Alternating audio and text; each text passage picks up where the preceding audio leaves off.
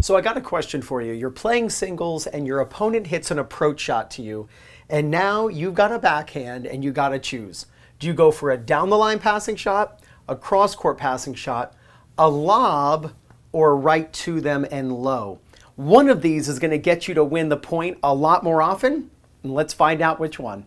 Hello, it's Ryan from 2minutetennis.net, and in this video, I'm going to teach you something called the two-shot passing shot strategy. It's going to help you win a lot more points when your opponent comes to the net.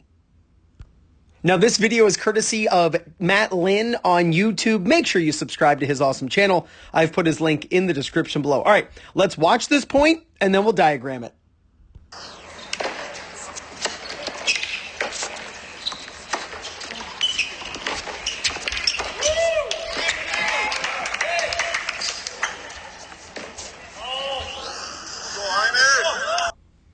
So this is how you turn defense into offense. So you've got Utah State here serving to UCLA, and it's a good deep return right down the middle. By the way, this is exactly what I recommend to my students.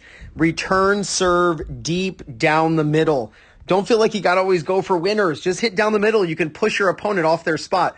And look how he gets pushed back. The server gets pushed back and hits a weak ball. Now, the returner is going to hit a nice strong approach shot to the server's backhand. Now, here is where players tend to get in trouble.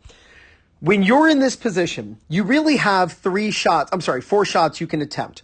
You can try to go for a down the line pass. You can try to go for a cross court pass. You can try to lob over the guy's head. Let me redraw that so it actually makes sense. There you go. You can try to lob over the approacher's head, or you can hit low to them. I want you to learn something called the two-shot passing shot strategy. I want you to take two shots to hit a passing shot, which means the first shot needs to go low and land around the service line. So check this out. Here's the backhand. Now watch. The moment he hits this ball, look where it lands, or it doesn't even land. It's volley, but right around the service line. Notice that the moment he hits this ball, he starts moving in. He knows exactly what he's doing here. This is all on purpose. He hits the ball, not super hard. He wants gravity and spin to have a chance to pull it low. And look at Red Licky hitting this volley completely stretched over. By doing this and hitting the ball low, Red Licky's got to hit the UCLA player. He's got to hit a really weak ball, and that's exactly what happened. He hits a really weak ball over the net. The Utah State player comes in. Now he goes for the passing shot and hits the ball past him, and then the ball cannot be returned. Typically, when you see this situation, and I do a lot of Zoom lessons where I do strategy sessions with people, and they send me videos of them playing just like this. And I'll get my student in this position. I'll find a moment where they're in this position. I say, what is your thought process? I said, are you trying to hit it to your opponent, or are you trying to avoid your opponent? And they always say, I'm trying to avoid the opponent. It's more likely, just think about this, it's more likely you're going to win the point by involving your opponent in this situation. So involve them. Just hit a nice easy ball that's going to be low to them. Then you can move in after they hit the weak volley, and then you can go for the passing shot. Rather than going for an offensive shot when you're in trouble, hit a neutralizing shot. Get them actually in trouble, then you can come in offensively and go for the pass. Now, what we're talking about here is simply one of the 5 phases of a singles point. Every single point has one of 5 situations. You're serving, you're returning, you're rallying, you're going to the net, or your opponent's going to the net. That's it. Doesn't matter what's happening, one of those 5 phases is occurring. And you want to know what to do in each situation to increase the likelihood that you win the point. Well, if you're rallying with your opponent and you hit a short ball that allows them to step in and become offensive, and they hit a strong approach shot, pulls you off to the side, and they're coming in, you want to know what to do in this situation.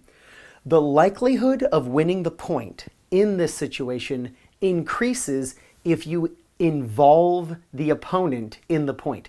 If you try to avoid them, the chances of winning go down. If you're thinking, okay, remember they were offensive, so you're probably in trouble a little bit, neutral at best.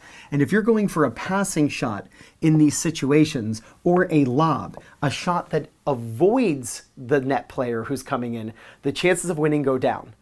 you will have a higher percentage chance of winning if you just involve them in the point. You're not playing Serena Williams, you're not playing Martina Navratilova or Pete Sampras or Roger Federer. That's not who you're playing. That's not who's coming to the net. And by the way, if you are playing those players, avoid them at all costs. Go for the pass or lob. But since you're not, there's no need to avoid them. Hit the ball low to them, and most likely they're not going to split step, and because of that, they're going to have trouble adjusting to the ball that you hit right to them anyway. Now, when you do this, it's important to note that you pair movement with the shot. Anytime you hit a ball, you want to know where to go after you hit that shot. So when you hit the ball to the feet, do not move back laterally.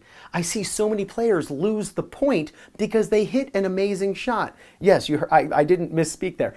They lose the point because they hit an amazing shot. They're over here, they hit the ball right to the feet, and then their opponent dribbles the ball over the net because that's all they can do. We just saw that with the college players.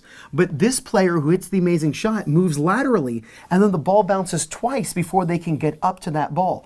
So when you have an opponent who comes in and you hit it low to them, immediately step inside the baseline and split step. That way, if they hit it deep, you can still handle it, but most likely they're going to hit it short, and you can step in and then hit the passing shot on the second shot. That's why I call it the two-shot passing shot strategy. Look, when your opponent comes to the net, the chances of winning the point increase if you just hit it low right to them.